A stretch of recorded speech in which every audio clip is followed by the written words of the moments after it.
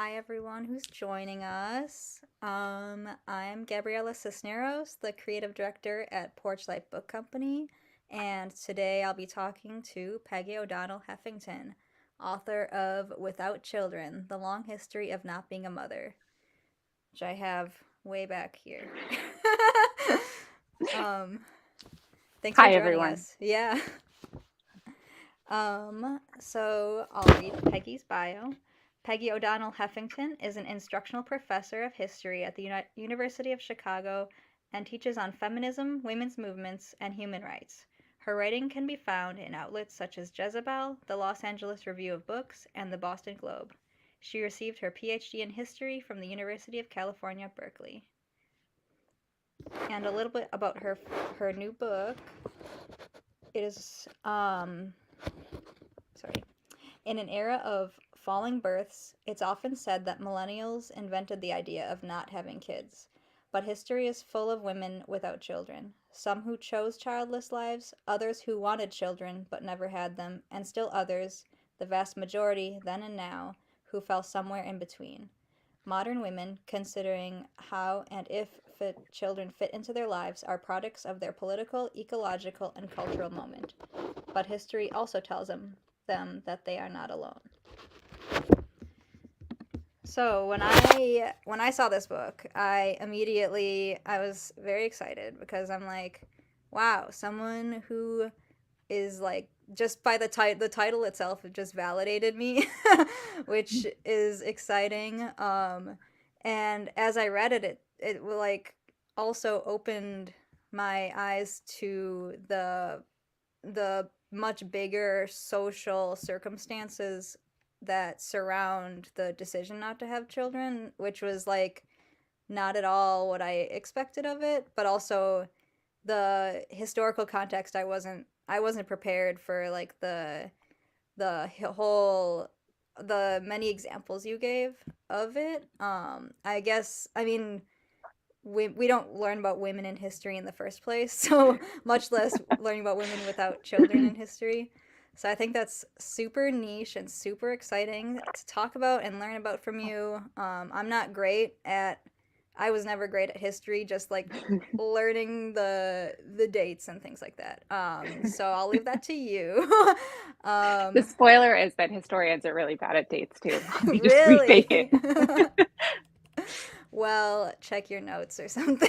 I'm like, I'll do my best. yes. Um,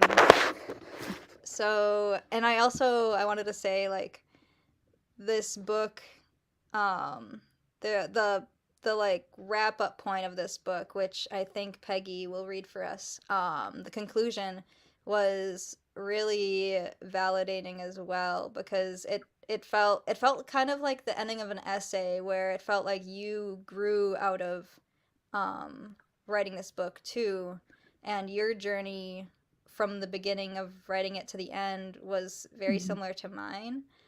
Um, so how about we just jump into you reading from that conclusion? Sure, yeah, I'd be happy to. So this is, as Gabriella said, this is from the conclusion. I originally wanted to write about the value and accomplishments of women without children, in part because I wanted us to get more credit. I was someone who would get annoyed, even angry, at the things that fall onto people without kids, women in particular, especially at work. Cleaning up after events alone, after parents left for daycare pickups and dinner, finding my job harder because of someone's maternity leave, picking up the slack when childcare arrangements fell through. Not having children, I'll admit to thinking bitterly and more than once, doesn't mean I'm not busy, tired, or that I don't have anything important to do. But as I researched and wrote, as I watched parents around me struggle, I realized this kind of thinking is not just ungenerous and unkind, though it certainly is both of those things. It is also dangerous because it slips so easily into other, bigger, more consequential things. Like, why should my tax dollars fund that public school, that program for at risk youth, that housing project for struggling families, that early childhood initiative? I didn't choose to have kids. You did. Women in the past and women in the pages of this book taught me that this kind of thinking, my time versus yours, your kids versus my lack of them, my choices versus yours, is not the only option. And watching parents struggle in our present has convinced me it cannot be. The way we've pulled back from each other has isolated all of us, and it's created a divide between mothers and women without children, a divide that would only make sense if our lives were lived entirely apart from each other's. But they aren't. We must think of the next generation as a project that demands work from all of us, not an individual one that parents must shoulder alone. If we have any hope of making it out of the crises that are coming for all of us, environmental, political, cultural. I wince when I think about how close I came to writing a book that took a side in what the writer Sheila Heti has called the civil war between mothers and non-mothers. If there are trenches, and it sure as hell looks like there are, we're in them together. We might as well have each other's back. So beautiful. Thank you so much. Of course. Can you let's start with introducing like how you came to this topic. Like how did the way you grew up or what you witnessed in mothers versus non-mothers, if you witnessed anything, any sort of tension there. Yeah, just talk about your experiences. Sure. Yeah. I mean, I as as a child, as a high school student, I can remember not having sort of the clarity that other people around me, other girls around me had about wanting children. It was never something that was sort of a priority in the way I imagined my life in the future. Um, but I didn't sort of strongly think I didn't want them either. It just didn't sort of rank. I wanted to be a National Geographic photographer who traveled the world, and turns out I'm terrible at photography. Um, but I just sort of had other priorities. And I went to college, I went to graduate school, and so I spent my 20s in graduate school in the San Francisco Bay Area, surrounded by a bunch of other super broke graduate students who could barely feed ourselves, let alone another person. Um, and also in sort of a social milieu of the tech sector and finance and people for whom having children just wasn't a priority. Then I graduated from my PhD program, and I found myself teaching history at the United States Military Academy at West Point, where I was in a totally different social milieu. I was surrounded by Army officers who were very often men and their spouses who were very often women. And those women tended to be around my age, and they had 3 or 4 kids. And that was just normal. And so it was this sort of bizarre changing of cultural norms that got me thinking about, having children, not having children, what circumstances allow people to have children or not, and where I fell, sort of in that conversation. Wow. Oh yeah, I that's interesting. The intro to your book, I think, touches on that experience you had with at the Yeah, college. Yes. That's like yeah, it is very different. I think that was one of my questions too sure. about like if there's different areas of the United States that you have found have historically had more women without children or not, which it might be like you suggested more like career based, I guess, or what jobs Yeah, are popular maybe. yeah. Yeah, I mean, historically speaking, certainly in the 20th century, the more education a woman had, the more likely she was to be childless. And so, women with college degrees were more likely not to have children than women with high school degrees. And you add a master's and become, less likely. You add a PhD, you become less likely. So I think that was part of it for sure. Um, but I also what I started to realize at West Point was that we tend to talk about having kids as a question of desire, right? Like, do you want kids or do you not want kids? But if you think about sort of the way education plays into that, it's not just that like people who get PhDs don't want kids. Like there are sort of structural reasons, other factors in people's lives that weigh on that decision. Often, I think, more so than the question of desire. And one thing I started realizing at West Point was that it's also it's not just about sort of like the decisions an individual has made, say, to pursue a PhD, but also the context in which they are making those decisions. So at West Point, I encountered military families, and the families of Army officers in particular, who, of course, they are sacrificing a lot. They are taking great risk. I don't want to minimize that, but they are also living in a context where there is a lot of support for having families. There's free healthcare. There's subsidized housing. There's often subsidized daycare. There are social structures in place that sort of welcome new families to the community and help them in real material daily ways with their families. And so it sort of makes sense in that context that people would feel able to have lots of kids.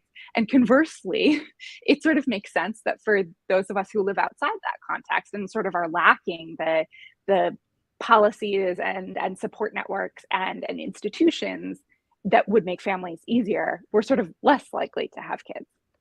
So it's like Yeah. a Russian nesting doll of like your own personal desire, your decisions about your own life, but then like the context that those decisions are made in. Yeah. What, like, that, I feel like there's a parallel between maybe, like, also maybe people in part of the book is about people who might have children later in life Mm-hmm. too. And I think, like, in my experience, people don't talk about not having kids very much, but people do talk about not having a house, or not getting married, or not doing all these other things, because my generation, I'm 27, Yeah, still has student debt to pay off, still has like a career to build, and all these totally. other things that either society has told us is more important, or that, I mean, we have to make money so to Yeah, live. So that's just taken precedence over this, like, kids is just like it's more like it's not as important anymore, I guess, compared to yeah. those other things. Yeah, absolutely. There was a big survey a couple of years ago, I think right before the pandemic, so it didn't factor in COVID, but that was sort of looking at fertility dropping nationwide. So you asked about sort of, are there places where people are more likely to be childless? That I mean, I think that would track with education. However, fertility, which includes people who have children but are just having fewer children, fertility is sort of falling nationwide, in red states and blue states and on the coasts and in the middle of the country and in rural places and urban places. And one thing that this survey, which was conducted by the New York Times and a number of universities, showed was that young people, in particular, young millennials and sort of getting into Gen Z, they are thinking about having kids as something that's going to have to wait. That for precisely the reasons you're saying, because you need to pay off your student debt, you have to build a career if you want to build a sustainable life, you need funds. Buying home prices are through the roof, so if you ever want to own a home, maybe you shouldn't take on daycare costs, and so, but historically speaking, we see that the later women wait to have children, the more likely they become to never have children at all. And so I think that these things are connected, like delaying motherhood and rising rates of not having children are sort of two pieces of the same puzzle. Yeah, it's interesting. Like, it just feels like women get just like more confused looks for not having children than they do for not having a house, or those other things. Totally. um and I feel Yeah. like the trend is that we won't be like feel as bad about it eventually, like, Mhm. as older generations maybe stop, like, feel, or like, yeah, as the new generation of women is more understanding of all these other things that are happening. um Totally. Yeah, I mean, I think people are it's much more obvious to people that buying a house is like an economic decision. That mhm. if you have not done that, it's because of economics. It's because of the economics of your life, probably. That you haven't bought a house because you can't afford it. But that's not the way we talk about having kids. We talk about it as a question of desire. Like, well, what's wrong with you? Don't you want kids? And I think for many young people, like the question of wanting kids is not the relevant one. It's the question of, the economic question. Like, can I add this to my life? Will I be able to sort of afford all of the other things I want or need to do? Um, and but to your point about it, sort of, hopefully we're moving towards a place where it's sort of more normal. The the it so it looks like, of course, millennials who are currently somewhere between their late 20s and their early 40s. They haven't ended their fertile years. But it looks like, and based on studies that ask them about their intentions, it looks like millennials will probably have the highest rate of not having children in American history, somewhere between 20 and 25%, which is 1 in 5, 1 in 4. That is not a rare thing. If you look up like the percentage of Americans that are vegetarians, it's like 5%. And we all know vegetarians. And there are 4 times as many people without children, and yet we don't talk about it as if it's a normal thing. So I mean, having conversations like this, I think, is an important thing to normalize it, to be like, this is a minority experience, but it is not a rare experience. And so we shouldn't sort of treat it as if it's something really bizarre. Yeah, no, that's super interesting. That's funny. Yeah, I think people, ever since reading your book, almost every person I've talked to for more than 5 minutes, I'm like, I'm reading this book right now. And like, it's really interesting because it's not just for people who don't have children, it's for everyone to Yeah. understand that people's decisions are nuanced like, Hmm. in every, like, we all understand that not every decision is like a yes or no decision. Like, oh, if you want something, you just get it. Like, that's not how Right. it works. And I love the amount of like understanding that you can come away with from this very pretty short book. It's like 200 Hmm. pages. And oh, I was going to mention to everyone that there is like 6 chapters. So Yeah. each chapter answers the question or completes the statement, we're not having kids because, and then each chapter is a different reason. Hmm. Um, so it's it's very like, I think like in my brain it makes sense because you can put each, like, you have these little buckets of like, it's Yeah. because of this or because of this or because of these two things. And the first one, called Because We've Always Made Choices. So I think that one is also super relevant right now. Yeah. It's about the choice to have children, relating to abortions or Yeah. restricting children. It goes through different laws and ways that people have like avoided having children Yeah. throughout the world. And there's some really fascinating history in that one. Do you want to share any Sure. from that chapter? Sure, yeah. Yeah, the first chapter of the book is a history of abortion and contraception. And it wasn't a chapter that I intended to write. It wasn't something that I was planning to have in the book. But as I was writing and telling people what I was writing, I kept getting the question, how are you writing a long history of not having kids? Wasn't birth control invented in the 1950s? And then I realized, okay, so I need to establish that people were actively trying not to have kids for a very, very long time. And so it ended up being kind of a fun chapter to research because I found myself looking through gynecological treatises from the Roman Empire, from the Greeks. And it was actually kind of amazing to realize how ingenious women were in the very deep past, before the mechanics of conception was even really sort of fully understood. One of my favorites was from ancient Rome. A contraceptive device was that they would take a lemon and cut it in half and then squeeze it out and then use it as basically a diaphragm, like a cervical cap. And modern science shows that citric acid, which is in lemon juice, has anti-sperm properties. Like, it works as a mild spermicide. So they were like incredibly ingenious. They knew what they were doing. But also, there were those barrier methods, of course.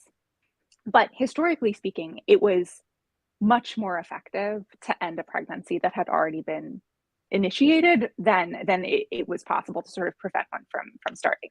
So much of the history of not having children is a history of termination or abortion, and a lot of this would have been herbal.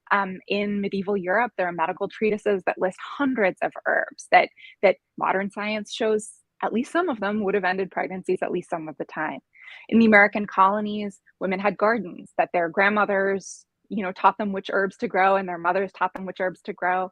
And they didn't really think about it as abortion per se, but they thought about it as sort of like regulating your period. So your period goes away, and then you drink this tea, and then it comes back, and so you've been regulated. And this was common. And in the United States, at least until the early 19th century, there were no laws against doing this. It was sort of considered women's business. They just, they're going to handle it. In 1812, the Massachusetts Supreme Court ruled that that it was not punishable, that you couldn't punish a woman for ending a pregnancy, at least early on in pregnancy under common law. So it was just sort of like, this is a thing that women do, and it is common, and it is no problem. And I think that history is really important to understand. For one thing, because it suggests that the history of ending pregnancies is not an invention of the modern world. It's not an invention of Roe v. Wade. It's not, it's something that women have been doing for a very, very long time. Everything we know about the 19th century suggests that as states across the United States made abortion illegal, which they all did across the 19th century, that demand for abortions actually goes up. So there's sort of no correlation between making it illegal and women not seeking out abortions, which seems sort of relevant to remember in this moment.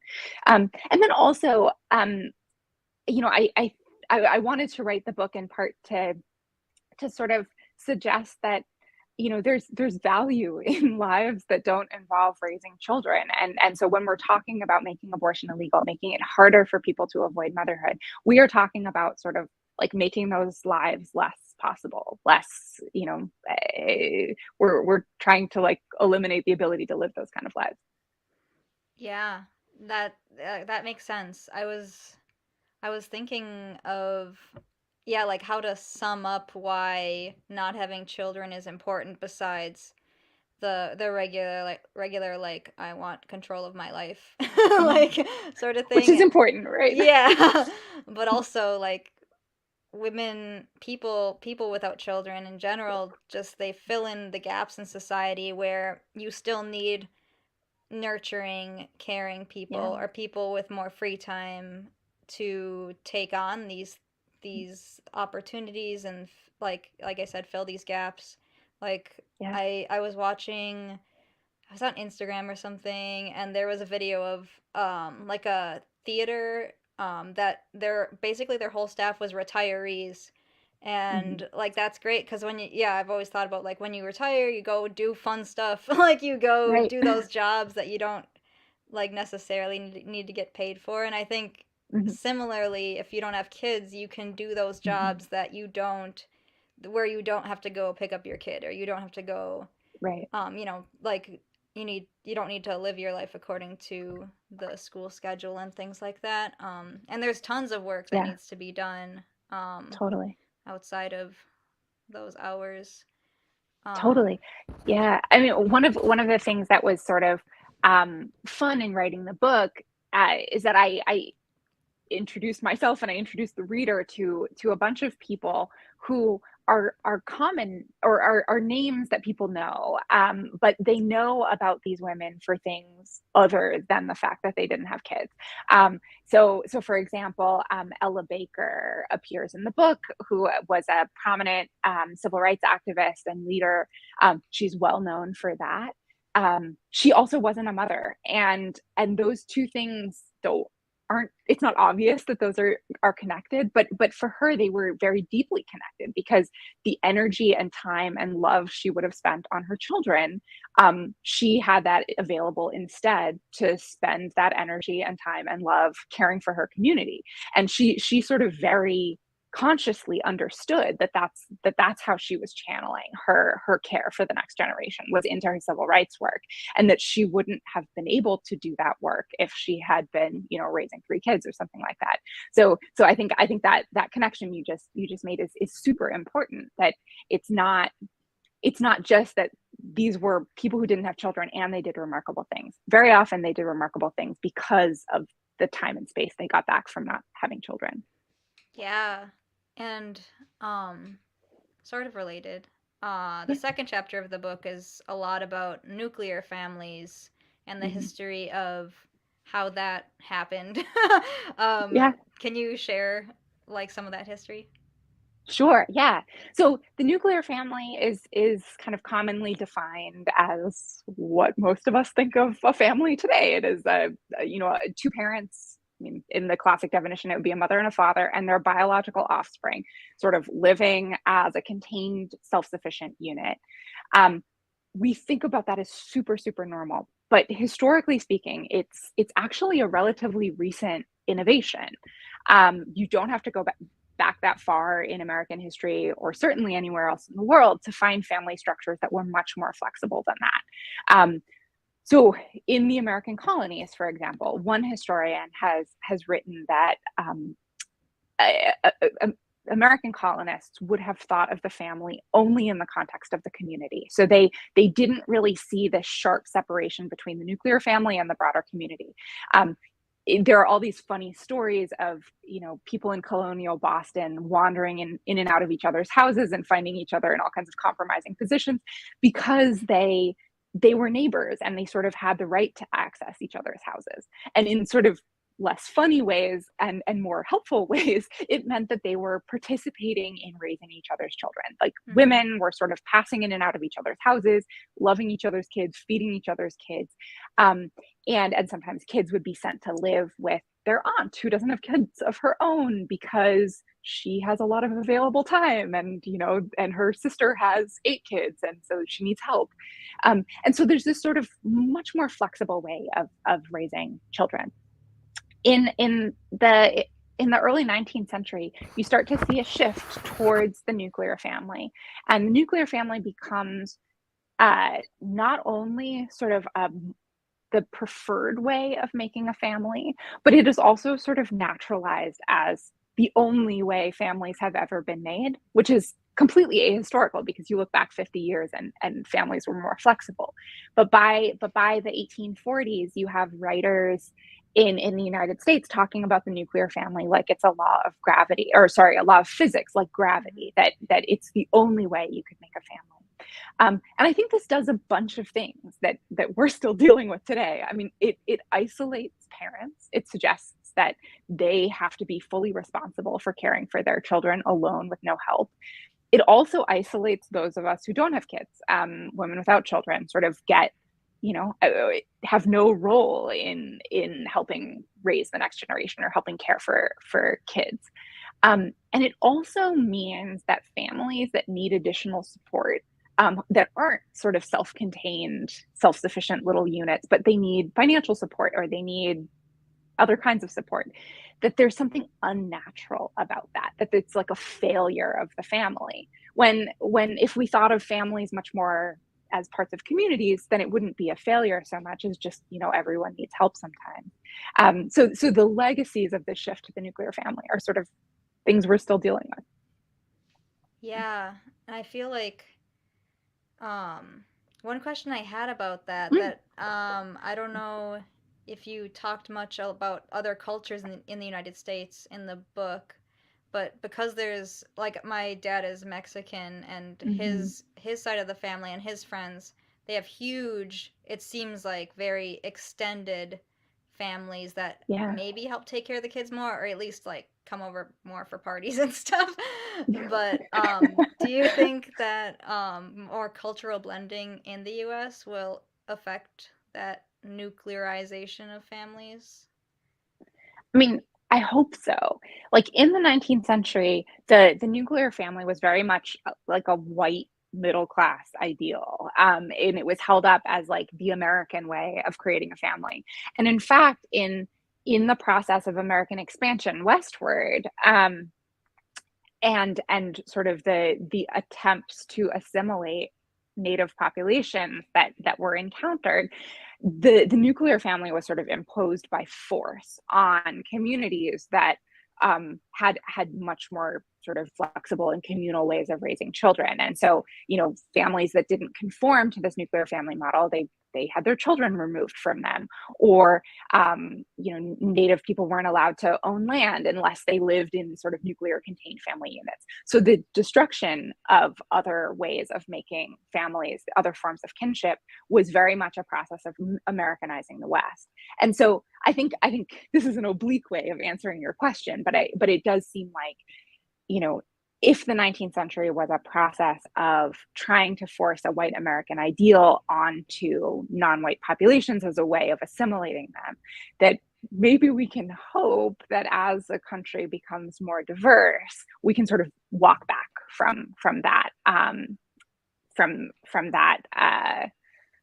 model, and maybe incorporate more flexible and more supportive ways of making family. I mean, that's the hopeful way of thinking about it. Yeah. No, I feel the same way. I think it is. I think there are more people like reclaiming their cultures and reclaiming their own ideas of like what I've gotten so many newsletters recently about like updating your weddings to reflect more of yourself Yeah, versus these traditions, and it's yeah, really exciting. Like it that's is. why I'm hoping this does change soon and is changing. I think it's changing. Yeah. And I think it's helpful to remember that, that even in the United States, among, so where the nuclear family seems like it is this norm, it's a relatively new thing. We're talking about, less than 2 centuries, basically. And so even in the American past, you can sort of look back and say, this isn't the only way Americans have ever created families. This isn't the only way people who hailed from Western Europe ever created families. So, Right. so why are we holding on to it so hard? Right. The sociologist Patricia Hill Collins put it really well, where she said, the nuclear family is not only the most unusual way of parenting in the world, it's also the most stressful way of parenting in the world. So she's like, why are we holding on to this so hard? Yeah. Yeah. I think another thing this book has gotten me to like talk to more parents than ever about Yeah. parenting. Oh, Um, that's lovely. yeah, because I'm like, I feel like people don't ask about parenting as much as they don't ask about not Hmm. parenting. Hmm. Like, and I've been able to talk to mothers about like how do you feel about it? Like, would you ever, not that they would ever take it back, but just like what is the most Sure. stressful part? Like, or like a Yeah. lot of them have said like they've never been told how to be a parent, which I think is another barrier to becoming a parent is like women are just kind of expected to know what to Yeah. do, and so much of it I think in both ways is just like learning how to do it without anyone ever telling you anything about it or sharing their experiences about it. Um, Yeah. and it's yeah, it's just like a weird like you like in the conclusion and in the introduction I think you mentioned the civil war between mothers and non-mothers, Hmm. and I think it's just that we're both really scared about how to Yeah. be a woman correctly. Yeah. Yeah. Absolutely. Yeah. One of the interesting things in talking about this book is that I've heard from a lot of people who don't have children, as who seem delighted to have a venue and a time to talk about the experience of not having children, because it's not a thing we talk about very much. But I've heard almost at least as much from parents about how hard parenting is. And it seems almost like the existence of this book and the conversation about not having kids gives them permission that they need, that they can't find in other venues, to actually be able to say, yeah, being a parent is really hard. It's changed my life in ways that are not all 100%, like butterflies and cupcakes and awesome, right? Mhm. And so I think in part, sort of carving out this conversation allows everyone to talk in much more frank terms about what having kids actually means, not the sort of ideal that for 200 years has been sort of like held up as the ideal way of being a woman in the world, or it's sort of the expected thing that you're supposed to make your life's meaning out of, but rather like really what are we talking about here? What do you gain by being a parent? What do you lose by being a parent? Right. And it all comes down to personal preference. Like that's why Yeah, it doesn't hurt anyone to share the the good parts and the bad parts because right, somebody's gonna like something from each list, and right. it shouldn't be that hard to debate who's making the right choice because we're both making the right choices. Yeah. Um, so chapter 3, a little bit about that one is it was about the barriers against mothers joining the workforce, Hmm. and how that those barriers eventually prevented women from becoming mothers in the first place. Um, I this one was kind of sad because there was there were I was surprised by the like the dates of some of these laws against women or mothers working. I was like, oh, the Yeah, 1930s, like that's not that long not ago. that. That's less than Yeah. 100 years ago. Like, and one of Right. the examples was from Wisconsin too. Yeah. It was well, I wrote it down. The senators were worried about breaking down civilization by allowing mothers to work. Yeah. And I was like, wow, cool. Yeah. Yeah, absolutely. Yeah, I mean, starting in the late 19th century, so across the 19th century, American women across race and class dropped their fertility by fairly significantly. So American women were having an average of 7 kids at the beginning of the 19th century. By the end of the 19th century, some groups are having 3.5. So they've cut their fertility in half. Um, and this gives women a lot more time on their hands, and so there becomes a lot of fear of like, what are they going to do with it, right? And so starting in the late 19th century, there are laws and also employer policies that are sort of increasingly put into place that make it mandatory for women to quit their jobs or get fired from their jobs once they get married. That law that you cite from Wisconsin was basically like, we can't have two incomes coming into a home because it makes people like greedy, and then their life is too good, so they'll neglect to have children, and that's bad for everyone. But there's all kinds of laws that are passed that sort of say, as soon as you get married, you have to quit your job because your job then becomes, you know, preparing to be and then being a mother. Um, and these are, you know, they're chipped away at, but they really are not illegal until the Civil Rights Act of the 1960s, which makes sex discrimination illegal. However, for the first decade or so that the Civil Rights Act is in place, it is not considered sex discrimination to discriminate against pregnant people. So it was still allowed for another decade for employers to fire someone who got pregnant. So this happened to teachers, this happened to flight attendants. And so I mean, we can get very, very recent to find where employers and states are actively asking women to choose between having jobs and being mothers.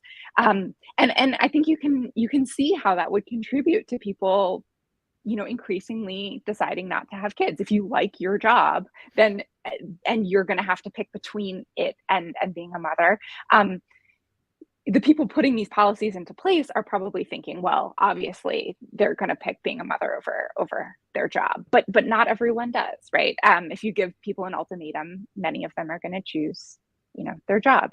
And so in some ways, I think these policies sort of had this quiet backfiring of actually discouraging motherhood. Yeah. Um, what? So, oh, sorry. You basically already answered my question about that one, about what society was afraid of. They were just afraid of people enjoying life too much. Just. Oh, and and also there was a fear that if women were able to participate in the workforce, that they would be less likely to be mothers. And so they try and force women out of the workforce in order to, Mm, get them to be mothers. More recently, the numbers show that basically this is backwards. surveys have looked at countries in Europe, and they actually find that countries that have higher workforce participation for women actually also have higher birth rates. That basically, countries that discourage women from working, they are less likely to have children. So it's actually the opposite of what people expected. And the theory goes that that women just sort of respond well to having the package be more flexible to being able to keep their job and have children, rather than sort of being forced to choose.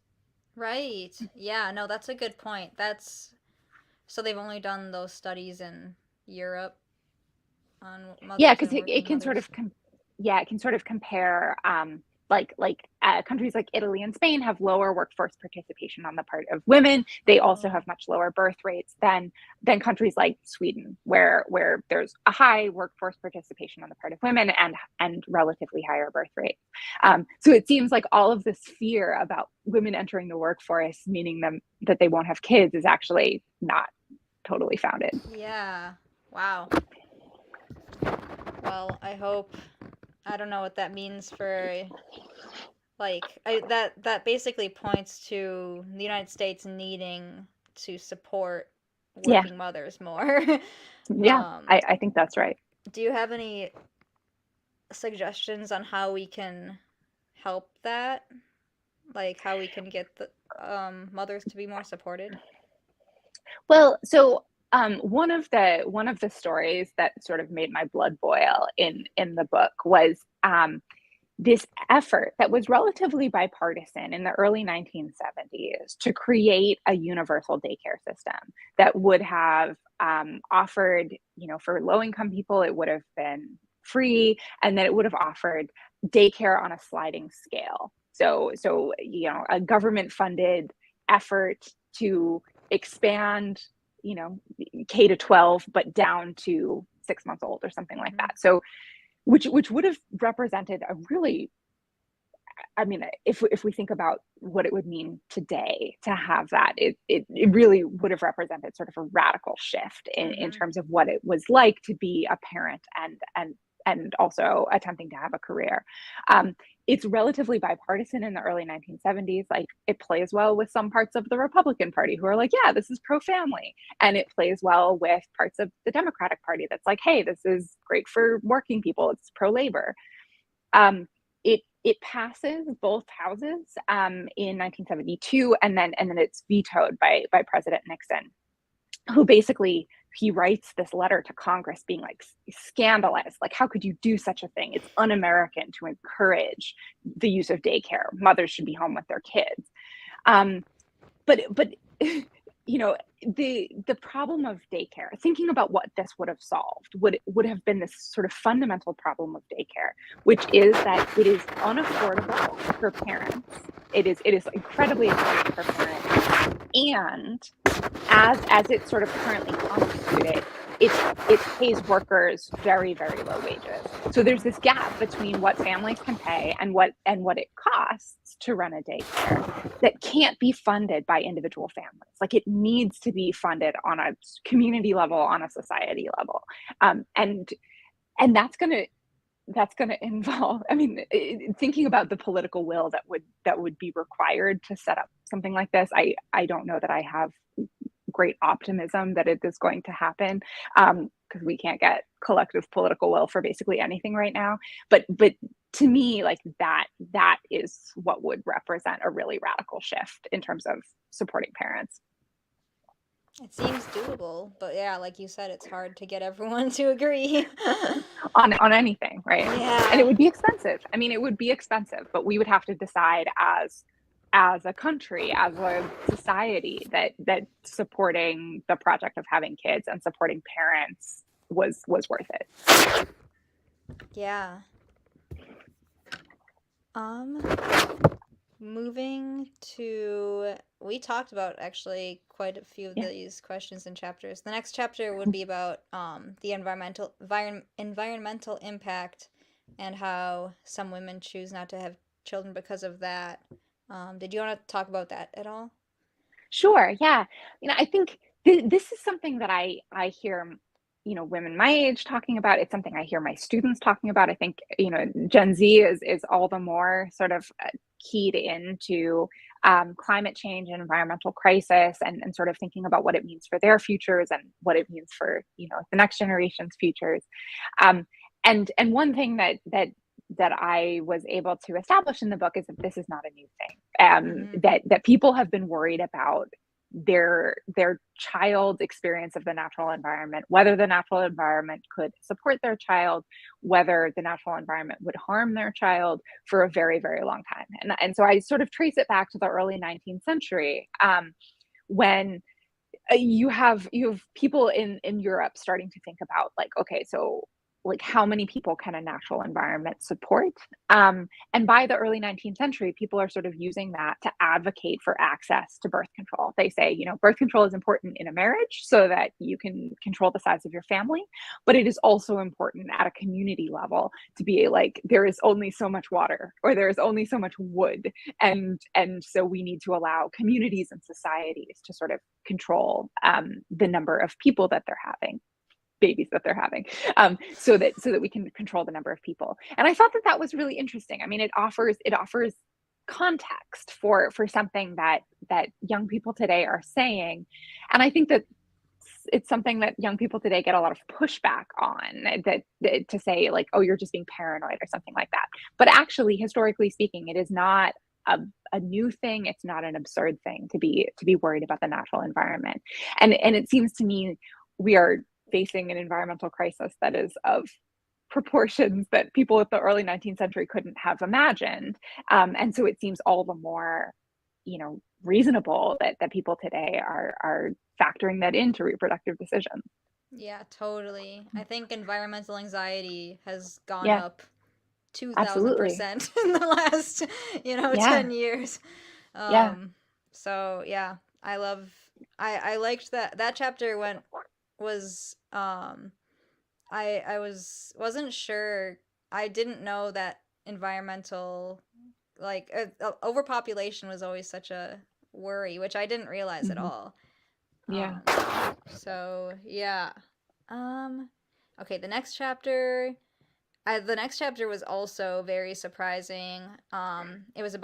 It's called Because We Can't, and it's about people who are infertile, who have to use in vitro fertilization, or who adopt, and those are all, again, like, very, like, becoming more relevant. I feel like Hmm. I before these past 3 years, I haven't known that many people who've. I've also not been old enough to know parents, I guess, but it feels like people who've adopted and who've been using in vitro fertilization and those sort of methods has maybe gone up. I don't know if you have any statistics on that. Yeah, I mean, it's becoming much more common. The use of things like cryopreservation, or freezing your eggs, and IVF and other fertility treatments are getting more common. In fact, the only group in the United States that is actually increasing fertility is women over 40, which I think that's because IVF is making it possible for women over 40 to have children. Um, and this chapter was the hardest one to write, because it was the place where I think there's probably the most pain in the book. But it was really important for me to include infertility as a reason why women are not having children today, because I think people with infertility tend to get left out of the conversation about, it can be framed as, child-free people making choices, and they're like, hello, I wanted children, and sort of not, I don't have them, and it was not a thing that I would have chosen. um Mm-hmm. and so, it's a really complicated thing. I think on the one hand, the existence of IVF means that we think as a culture, anyone who wants kids can have them, because you can just go get IVF. And so infertility is solved. And of course, that's not true. For one thing, success rates vary widely, especially as you get older. It's much more successful in younger women. it's also incredibly expensive. And the vast majority of people who experience infertility never pursue fertility treatments, probably because it is so expensive. Um, and also the history of treating fertility is a complicated one. It is the doctors who were interested in treating infertility in the 19th century, who started trying to really like deal with it as a problem. They were interested in making sure that as many white, well-off women as possible could have babies because they were worried about the racial composition of the country. Mm-hmm. And so some of the some of the reasons for studying infertility in the first place are we're eugenicist and patently racist. And so I was trying to sort of like acknowledge the pain, acknowledge the sort of the reasons why women would try IVF, even in the face of cost, even in the face of long odds, and also tell a history that, like, on a society level, attempts to solve infertility have a really complicated history. Yeah. Um, it's I that's like another that's like a topic I like hope doesn't come up if I'm like talking to Yeah, someone where it's like, "Oh, I just yeah, really wanted kids." And it's like, "Oh, sorry." Like it does yeah, make you like yeah, the group of women without children is not, as this book shows in more than this chapter, is not everybody doesn't have children from the same for the same reasons. And I think totally. affordability in general is a huge Hmm. reason. Hmm. Whether in vitro is expensive and adoption is expensive, Absolutely. Yeah. and yeah, I don't know if it'll ever be more accessible to Hmm. um like go through either of those Yeah. methods. Yeah.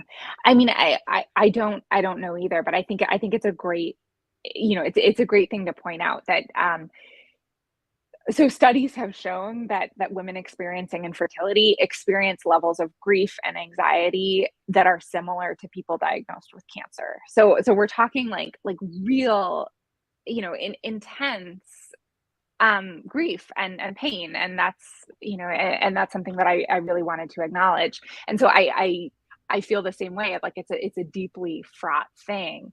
um but on the other hand, um well, yeah, I just wanted to create space in the book to talk about, there is joy in not having children, there is value in these lives, but I also wanted to sort of acknowledge that people come to this life for a variety of reasons, and some of them involve pain and grief and not having money to go through adoption or not having money to go through IVF. Right. And actually that reminds me, like there was so I've joined before that I knew this book existed, I found this Facebook group called We Don't Want Kids. And so I joined it.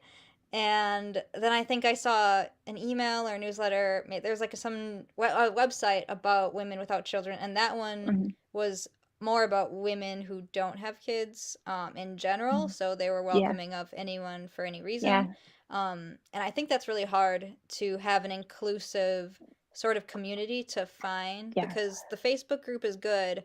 Um, but sometimes there's people who are very anti-child in general, Mhm, and I think that that's what this book does that like a group like that doesn't do is it shows you the nuance and the other side of like not having kids, or like it explains more about why you don't want kids besides like kids are annoying.